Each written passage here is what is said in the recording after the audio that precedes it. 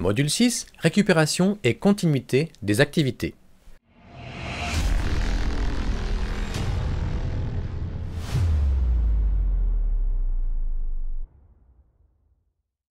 La récupération et la continuité des activités sont les aspects essentiels de la gestion des risques et de la sécurité opérationnelle pour toute organisation. Dans un environnement commercial de plus en plus volatile, où les menaces telles que les cyberattaques, les catastrophes naturelles et les interruptions imprévues peuvent survenir à tout moment, il est donc important pour les entreprises d'être préparées à gérer ces crises. La mise en place de plans de reprise après sinistre et de continuité des activités permet non seulement de rétablir les opérations rapidement, mais aussi de minimiser l'impact sur les opérations, la réputation et la rentabilité de l'entreprise. Ce chapitre explorera les principes fondamentaux de la récupération et de la continuité des activités, y compris les stratégies de préparation, le processus de planification et les meilleures pratiques pour garantir une réponse efficace face aux incidents. L'élaboration d'un plan de réponse aux incidents. La réponse aux incidents est une composante importante de la cybersécurité et de la gestion des risques pour toute organisation.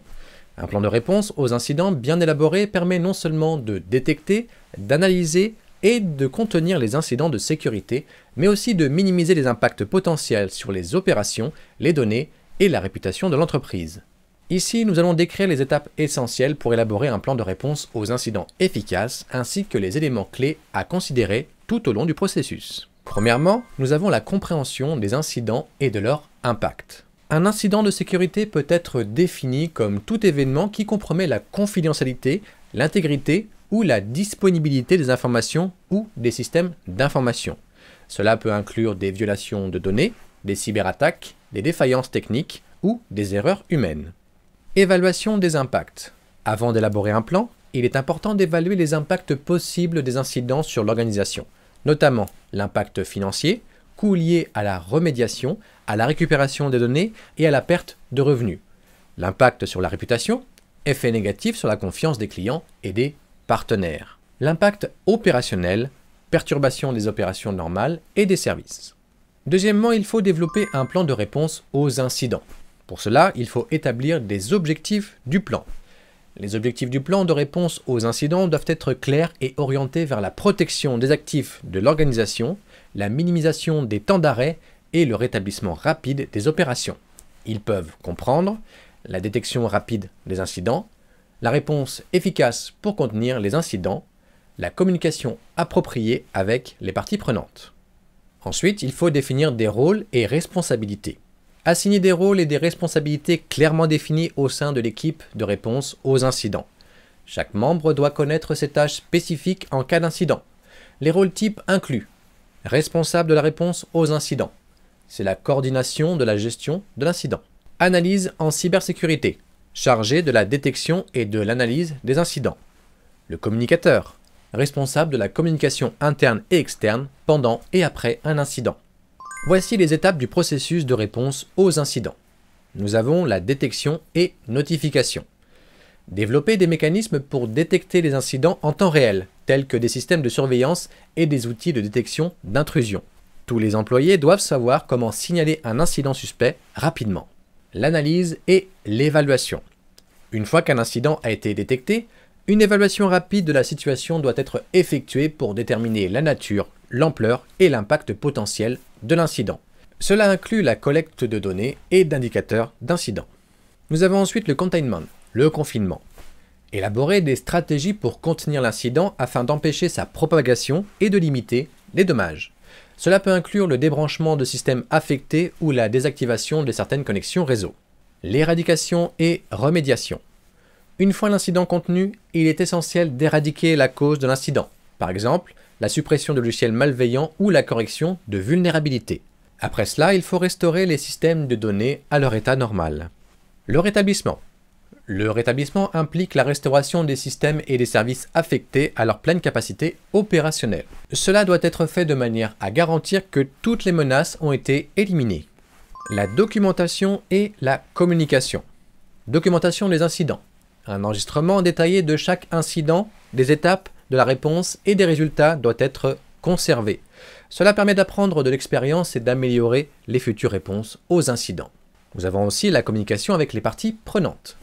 Développer un protocole de communication pour informer rapidement les employés, les clients et d'autres parties prenantes des incidents. La transparence aide à maintenir la confiance et à gérer les attentes. La révision et l'amélioration continue. Pour cela, il faut d'abord l'analyse post-incident.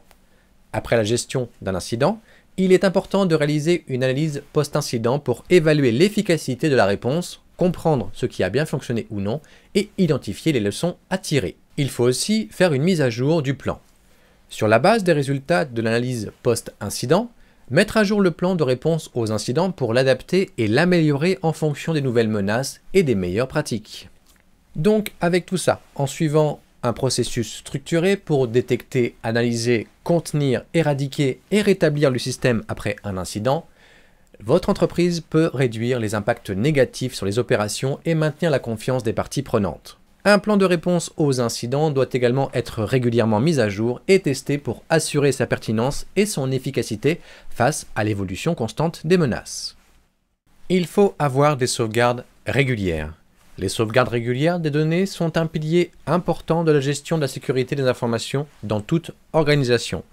Elles garantissent la continuité des activités et la protection des données contre divers incidents prévus, qu'ils soient d'origine humaine ou technique. Nous allons voir les raisons pour lesquelles les sauvegardes régulières sont importantes et les meilleures pratiques pour les mettre en œuvre efficacement. Protection contre la perte de données. Accidents, erreurs humaines. La perte de données peut survenir à tout moment à cause d'accidents tels que la suppression accidentelle de fichiers ou des configurations erronées. Les sauvegardes régulières permettent de restaurer les données à un état antérieur, minimisant ainsi les pertes. Nous l'avons vu dans le module 2, malware et ransomware. Les attaques de ransomware sont de plus en plus fréquentes et elles chiffrent les données de l'utilisateur jusqu'à ce qu'une rançon soit payée. Si des sauvegardes récentes existent, les organisations peuvent restaurer leur système sans avoir à accéder aux demandes des attaquants. La défaillance du matériel. Les défaillances des équipements informatiques, comme les disques durs ou les serveurs, sont inévitables. Sans sauvegarde, les données pourraient être irrémédiablement perdues. Les sauvegardes régulières garantissent que, même en cas de panne matérielle, les données sont encore accessibles. Il faut garantir la continuité des activités en misant sur le rétablissement rapide. En cas de perte de données, les sauvegardes régulières permettent un rétablissement rapide, ce qui réduit les temps d'arrêt. Cela est particulièrement important pour les entreprises qui dépendent des données en temps réel pour leurs opérations, leurs services clients ou leurs transactions. La fiabilité des services. La disponibilité des données assure la continuité des services. En ayant des sauvegardes fiables et à jour, une organisation peut continuer à fonctionner efficacement, même après un incident majeur, renforçant ainsi la confiance des clients et des partenaires. N'oublions pas aussi la conformité réglementaire. De nombreuses réglementations, telles que la RGPD, imposent aux entreprises de protéger les informations sensibles et personnelles de manière adéquate. Les sauvegardes régulières des données font partie des mesures essentielles pour répondre à ces exigences réglementaires et éviter les sanctions potentielles.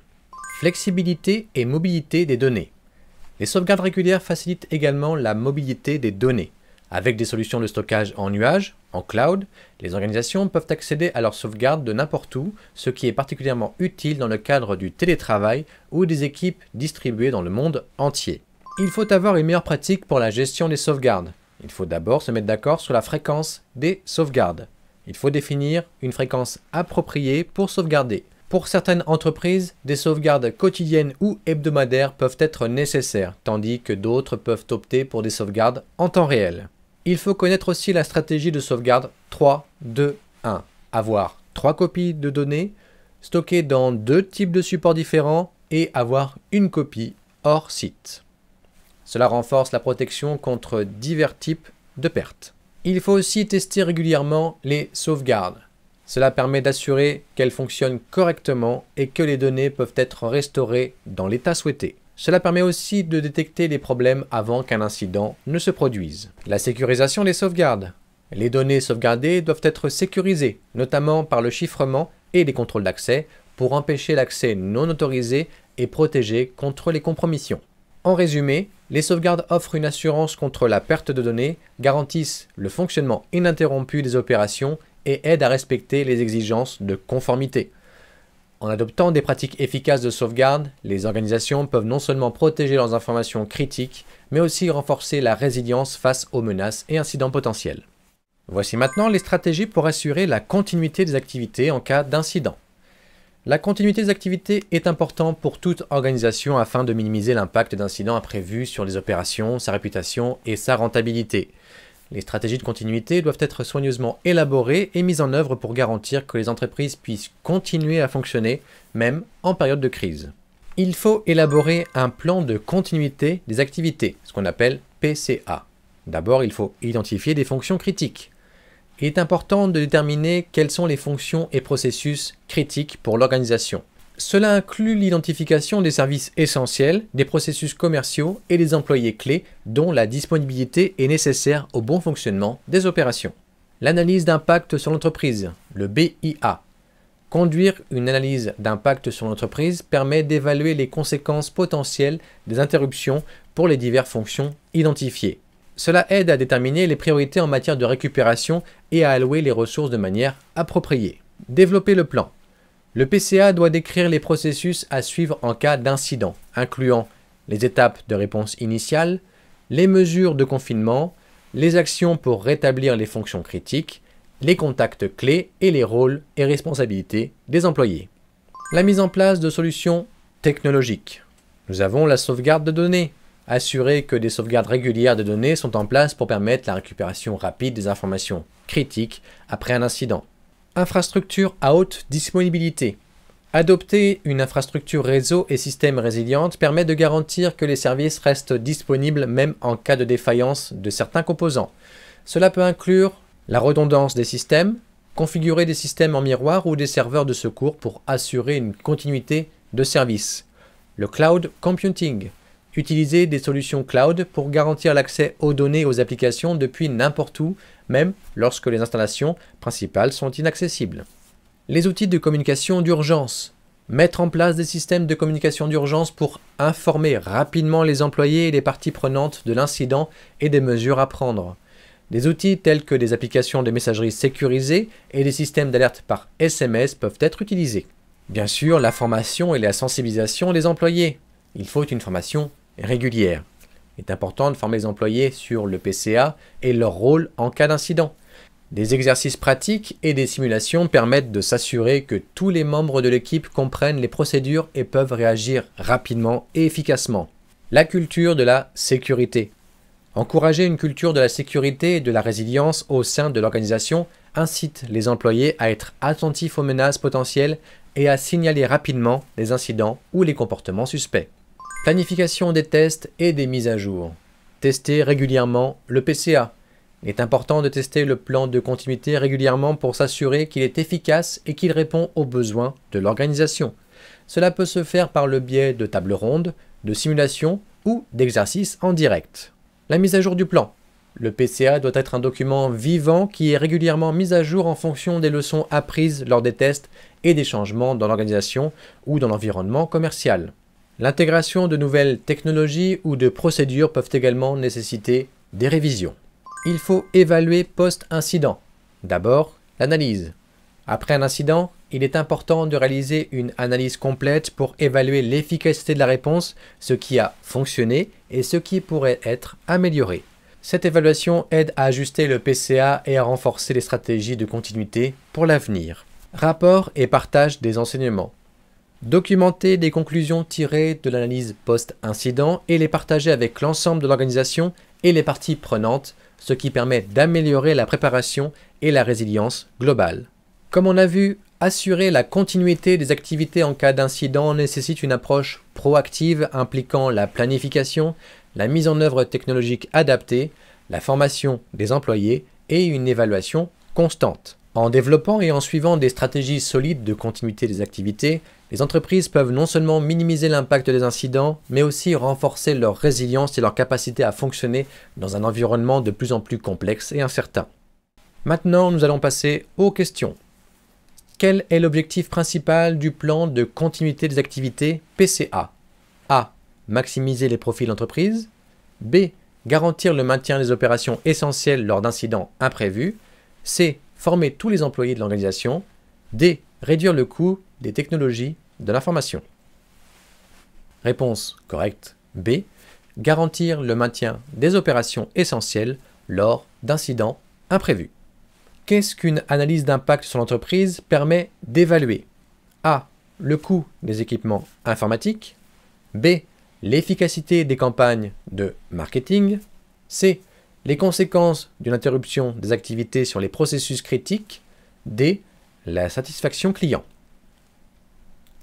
Réponse correcte, C. Les conséquences d'une interruption des activités sur les processus critiques. Quelle stratégie est souvent utilisée dans la récupération des données après un incident? A. Ignorer les données affectées. B.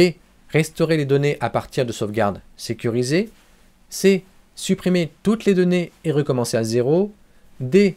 Télécharger des données en ligne sans vérification. Réponse correcte. La B. Restaurer les données à partir de sauvegardes sécurisées. Quel type d'exercice permet aux employés de tester leur réponse à un incident dans un environnement sécuritaire? A. Analyse du marché. B. Simulation de crise. C. Réunion de projet. D. Audit de sécurité. Réponse correcte. B. Simulation de crise. Pourquoi est-il important de former les employés sur le plan de continuité des activités? A. Pour permettre aux employés de comprendre les systèmes d'exploitation de l'entreprise. B. Pour assurer que chaque employé ait conscience de ses rôles et responsabilités en cas d'incident. C. Améliorer les compétences techniques et informatiques. D. Pour réduire le temps de travail en cas de catastrophe. La réponse correcte, c'est la B. Pour s'assurer que chaque employé est conscient de ses rôles et responsabilités en cas d'incident.